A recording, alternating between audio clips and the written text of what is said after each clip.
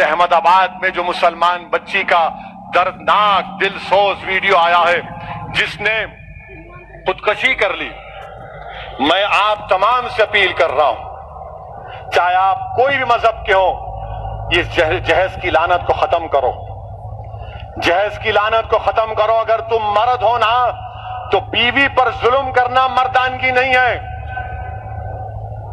بیوی کو مارنا مردانگی نہیں ہے، بیوی سے پیسوں کا مطالبہ کرنا مردانگی نہیں ہے۔ تم مرد کہلانے کے بھی لائق نہیں ہوگا اگر تم ایسی حرکت کرو گے۔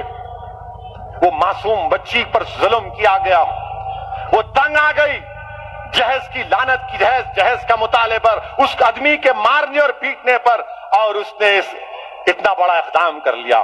شرم آنی چاہیے ان گھر والوں کو جنہوں نے ہماری اس بیٹی کو مجبور کیا۔ میں تو اللہ سے دعا کروں گی اللہ تم کو غارت کرے، تم لوگوں کو۔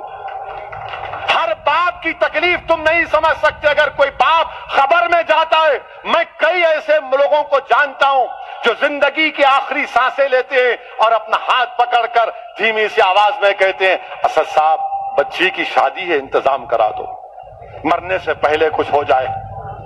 کیا ہو رہا ہے ان لوگوں کو؟ کتنے عورتوں کو تم مارو گے؟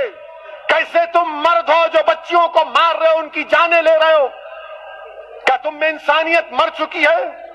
اور ایسے کتنے لوگ ہیں جو اپنی بیویوں پر ظلم کرتے ہیں، تھپڑ مارتے ہیں، جہیز کا مطالبہ کرتے ہیں، حاملہ بیویوں کو ڈھکیلتے ہیں اور باہر نکل کر اپنے آپ کو بڑا فرشتہ کہلاتے ہیں۔ ارے یاد رکھو تم دنیا کو دھوکہ دے سکتے ہو مگر اللہ کو نہیں دیکھ سکتے۔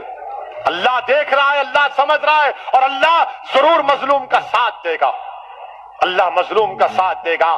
میں ان تمام مسلمانوں سے اپیل کر رہا ہوں، اللہ کے رسول صلی اللہ علیہ وسلم نے ارشاد فرمایا تھا کہ تم میں سب سے بہترین وہ ہے جو اپنے گھر والوں سے اچھا ہے، بہترین اخلاق اس کے ہیں جو اپنی بیویوں سے اچھا برتاؤ کرے گا۔ یاد رکھو اگر تم اپنی بیویوں کو مارو گے تو کل یہی مار کا تم کو حساب حشر کے میدان میں دینا پڑے گا۔ جو مسلمان ہیں بتاؤ میرے کو ایک مثال دو کہ ہمارے نبی ہمارے رسول جن کے نام کے خیرات کا صدقہ ہم کھاتے ہیں، کیا انہوں نے کبھی ہماری امت کی ماؤں کو مارا؟ کہ اللہ کے رسول صلی اللہ علیہ وسلم کی مثال دو۔ تم کہتے ہو کہ میں محمد صلی اللہ علیہ وسلم کا امتی ہوں، ارے شرم سے ڈوب مرو۔ تم رسول اللہ کے امتی ہو اور اب بچی کو مارتے ہو، اس بچی سے جہیز کا مطالبہ کرتے ہو۔ ارے اسلام میں جہیز کا مطالبہ کرنا حرام ہے، حرام ہے، حرام ہے۔ تم سور کا گوشت بھی نہیں کھا رہے بلکہ تم حرام کام کر رہے ہو۔ ختم کرو یہ جہیز کو۔ کیا لے کے جاؤ گے خبر میں؟ حیدرآباد کی دکن کی تاریخ بھری پڑی ہے، محلات ہیں بادشاہوں کے، ان کے مقبرے پر آج پھول ڈالنے والا کوئی نہیں ہے۔ کیا لے کے جاؤ گے تم کسی بچی پر ظلم کر کے؟ کتنی دولت تم کو چاہیے؟ ظلم کرے اس بچی پر، تکلیف ہوتی ہے، شرمندگی ہوتی ہے۔ سوچو اس بات کو، ختم کرو ان برائیوں کو اپنے معاشرے سے۔ بچیاں اللہ کے رسول صلی اللہ علیہ وسلم مسلمانوں کے لیے کہہ رہا ہوں بلکہ دنیا کو بتا رہا ہوں کہ ہمارے رسول صلی اللہ علیہ وسلم جب اپنے بیٹی سے ملنے جاتے، شہزادی جنت سے، یا وہ آتی، اللہ کے رسول صلی اللہ علیہ وسلم اپنی صاحبزادی کے لیے کھڑے ہو جاتے، بیٹی کے لیے کھڑے ہو جاتے تھے، حضرت فاطمہ کے لیے پیشانی پر بوسہ دیتے اپنی بیٹی کو۔ اور تم کیا کر رہے ہو؟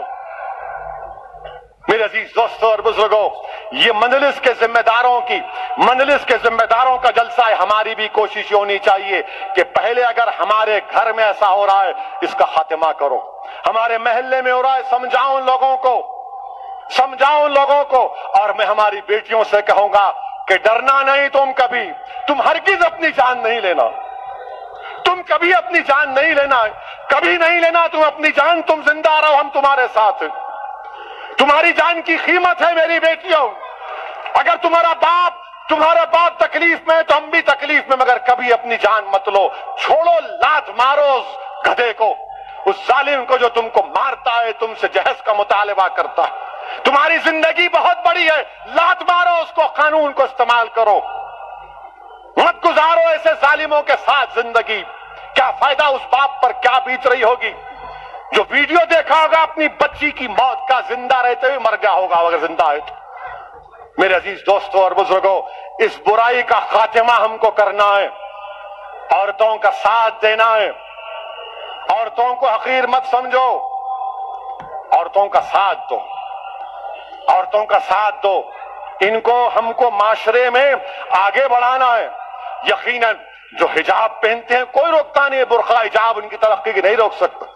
कल नासिक से एक बच्ची मेरे को फोन की और बोली असदुद्दीन ओवैसी तुम्हारा बहुत बड़ा नाम सुनी, जरा गर्म लहजे में बात कर रही थी। मैं समझा कुछ है अब। मैं अम्मा रिकॉर्ड तो नहीं कर रहे तो बोले नहीं नहीं बात करना है। मैं बोलो। बोले मेरे को हैदराबाद के एरोनॉटिकल या स्कूल है उसमें मेरे को पायलट की ट्रेनिंग हासिल करना है। मैं उसके इम्तिहानात पास कर ली, मेरी फीस 20 लाख है, आप क्या मदद कर सकते? मैं बोला अम्मा रिकॉर्ड तो नहीं कर रहे। बोले बार बार क्यों पूछ रहे आप? बोला नहीं फिर चला देते। बोला इंशाअल्लाह ताला मैं मालूम करूंगा। बच्ची क्या बोली? मैं मुसलमान बच्चियों के लिए रोल मॉडल बनना चाहती हूँ, उस हिसाब मैं पायलट बनना चाहती हूँ। और बने हैदराबाद में। हैदराबाद से भी हमारे एक उर्दू अखबार के सियासत के जिम्मेदारों ने एक बच्ची को ट्रेनिंग दिलाई थी, वो पायलट बनी। बोली मेरे को पायलट बनना है असदुद्दीन ओवैसी साहब, मैं रोल मॉडल बनना चाह रही हूँ। मैं सलाम करता हूँ इन बच्चों के स्पिरिट को। अगर आपको अल्लाह ने बेटी दी तो बेटे से ज्यादा उसको काबिल बनाओ, बेटे से ज्यादा उसको इल्म दिलाओ। और याद रखो मैं भी साहिब औलाद हूं, मगर जितनी मोहब्बत मैं अपनी बेटियों में देखता हूं, अल्लाह का बहुत बड़ा करम है, अल्लाह का बहुत बड़ा करम है मुझ पर। मेरे अजीज दोस्तों और बुजुर्गों, ये बात कहना जरूरी समझता था, इसीलिए आपके सामने रख रहा हूं। अच्छा अब एक और अहम बात, इंशाअल्लाह ताला 1 बजे से पहले बात को खत्म कर लूंगा। ये कोविड की वजह से तकरीर करने का मौका ही नहीं मिला ना, दारुस्सलाम में जलसा नहीं हुआ। प्यारे दोस्तों, आप लोगों ने देखा असदुद्दीन ओवैसी कैसे मरहुमा आयशा के मुद्दे के ऊपर बोल रहे थे। दोस्तों मरहुमा आयशा एक नज़ीर है और इनका मामला सामने आ गया और हम लोगों को पता चला, लेकिन नामालूम इस देश में दहेज के वास्ते और दहेज की वजह से कितनी बेटियों ने इस तरीके का काम किया होगा पता नहीं है।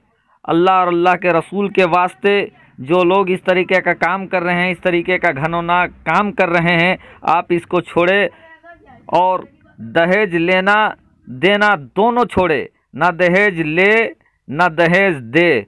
दोस्तों इस पर आवाज़ उठाएं।